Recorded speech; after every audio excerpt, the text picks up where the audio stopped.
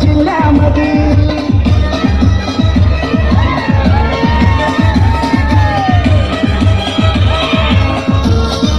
देवाबाई मराठी बाई याला अन्यायाचा येई राग म्हणजे मराठी माणसाचा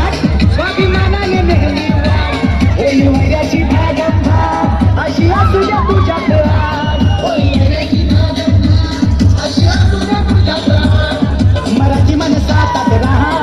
मराठी माणसात राहा नको तू पुन्हा पुढं कधी आमच्या देवाबाईचं नाव कसं ठाणे जिल्ह्यामध्ये आमच्या देवाबाईचं नाव कसं ठाणे जिल्ह्यामध्ये